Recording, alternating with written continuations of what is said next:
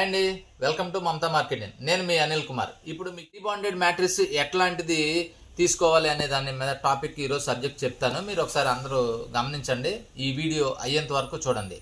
సహజంగా మనకి ఇప్పుడు రీబాండెడ్ మ్యాట్రిక్స్ అని చాలా కంపెనీలు వచ్చేసినాయి, చాలామంది తయారు చేస్తున్నారు. ఏ వెయిట్ ఉన్న వాళ్ళు ఎట్లాంటివి తీసుకోవాలి అనేది తెలియదు. షాప్ దగ్గరికి వెళ్తారు, వాళ్ళు రీబాండెడ్ మ్యాట్రిక్స్ అనగానే ఏదో ఇస్తారు, అది మీకు సెట్ కాదు. ప్లస్ ఆన్లైన్లో కూడా చూస్తూ ఉంటారు, ఆన్లైన్లో వచ్చేసరికి రీబాండెడ్ మ్యాట్రిక్స్ అనగానే కొట్టేసరికి వస్తుంది, అది కూడా మీకు సెట్ కాదు. ఇంటికి వెళ్ళిన తర్వాత చాలామంది మన దగ్గర కస్టమర్లు ఫోన్ చేస్తూ ఉన్నారు, ప్లస్ మేము ఆల్రెడీ ఆన్లైన్లో తీసుకున్నామండి, ఇట్లా కంప్లైంట్ ఉంది, లేదంటే మాకు తెలిసిన షాప్ దగ్గర తీసుకెళ్ళి ఇట్లా కంప్లైంట్ ఉంది అని చెప్పేసి అని అంటూ ఉంటారు. అది ఎందుకు జరుగుతుంది అంటే మీరు మీ వెయిట్కి తగ్గట్టు రీబాండెడ్ ఎట్లాంటిది కావాలనేది మీరు చూస్ చేసుకోకపోవడం వల్ల మీకు అట్లాంటి ప్రాబ్లం అనేది జరుగుతుంది. ఏ వెయిట్ ఉన్న వాళ్ళు ఎట్లాంటి రీబాండెడ్ మ్యాట్రిక్స్ వాడాలి అనే దాని గురించి నేను కంటిన్యూషన్ మీకు చెప్తూ ఉంటాను. వీడియో అయ్యేంత దాకా చూడండి. ఓకే, అయితే ఇప్పుడు చూడండి, మీకు 40 నుంచి 60 కేజీలు వెయిట్ ఉన్నటువంటి వాళ్ళు, ఒకవేళ lower back pain, upper back pain, ఇట్లా 2 బ్యాక్ పెయిన్స్ ఉంటాయి అనమాట. లోయర్ బ్యాక్ పెయిన్ ఉన్న వాళ్ళు ఎట్లాంటి తీసుకోవాలి, అప్పర్ బ్యాక్ పెయిన్ ఉన్న వాళ్ళు ఎట్లాంటి తీసుకోవాలి అనేది నేను మీకు ఇప్పుడు చెప్తాను.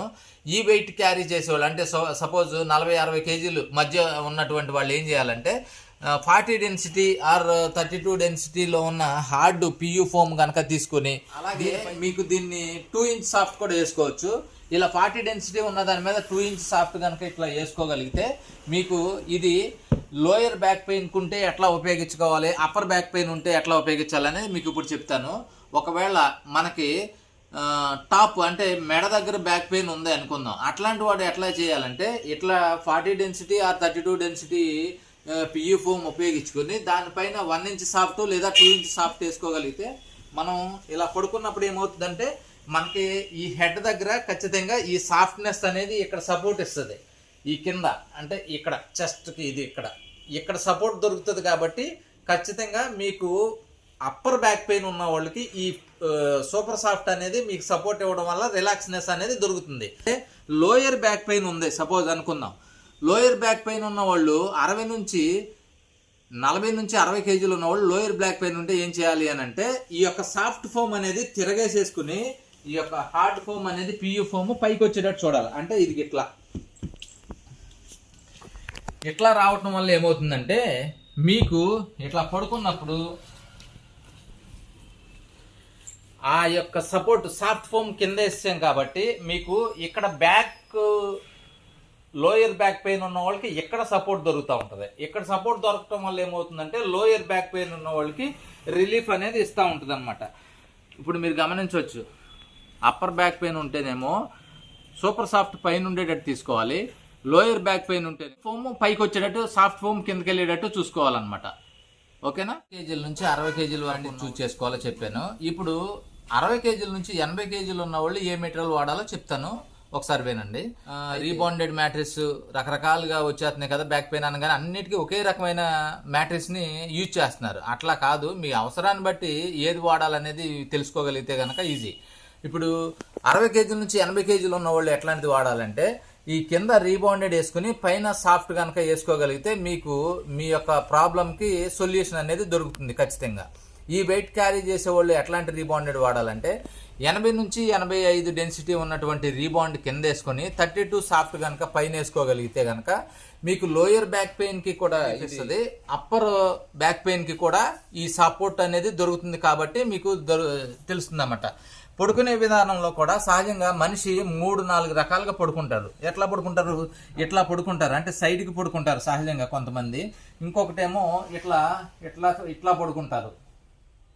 ఇంకొకరు ఏంటంటే ఇట్లా పొట్ట మీద కూడా పడుకుంటూ ఉంటారు.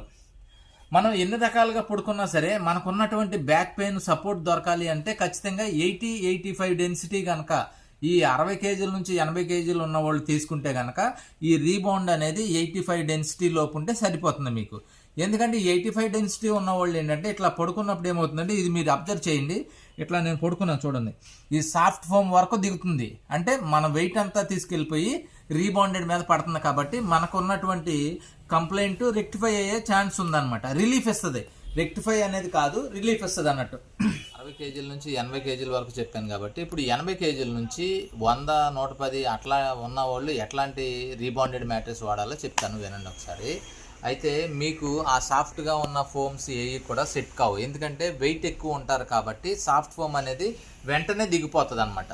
అలా దిగిపోకుండా ఉండాలి అంటే ఏం చేయాలంటే ఇలా 100 డెన్సిటీ రీబాండ్ కనుక తీసుకుని, ఇది చాలా హార్డ్గా ఉంటుంది, 100 డెన్సిటీ రీబాండ్ తీసుకుని దీనిపైన ఒకసారి రీబాండ్ తీసుకుని దీనిపైన హెచ్ఆర్ ఫోమ్ అనేది ఇదిగోండి, సాఫ్ట్ ఫోమ్ కాకుండా మీరు హెచ్ఆర్ ఫోమ్ వేసుకోవాలి. హెచ్ఆర్ ఫోమ్ ఎందుకంటే ఉపయోగపడుతుంది అంటే మీరు ఆల్రెడీ వెయిట్ ఉన్నారు కాబట్టి సాఫ్ట్ ఫోమ్ అయితే మెత్తగా ఉంటుంది కాబట్టి హై రిజల్యూషన్ ఫోమ్ అనేది వేస్తే కనుక ఇది బౌన్సీ ఎఫెక్ట్ ఉంటుంది, అంటే ఇట్లా పైకి లేపే తత్వం ఉంటుంది అనమాట. మనం కనుక ఇట్లా ప్రెజర్ పెడతా ఉంటే అది ఇట్లా పైకి లేపుతూ ఉంటుంది. అప్పుడు వెయిట్ ఎక్కువ ఉన్న వాళ్ళు ఏమవుతుందంటే హెచ్ఆర్ ఫోమ్ వేసుకోవడం వల్ల వాళ్ళకి ఉన్నటువంటి బ్యాక్ పెయిన్స్ రిలీఫ్ ఇచ్చే ఛాన్స్ ఉంటుంది. కాబట్టి ఖచ్చితంగా గమనించండి, 60 నుంచి 80 కేజీలు ఉన్న వాళ్ళు అయితే ఖచ్చితంగా 80-85 డెన్సిటీ ఉన్నటువంటి రీబాండ్ వేసుకుని సాఫ్ట్ వేసుకుంటే సరిపోద్ది. 80 నుంచి 100-110 ఆ పైబడి ఉన్న వాళ్ళు అయితే 100 డెన్సిటీ రీబాండ్ ఖచ్చితంగా వేసుకోవాలి.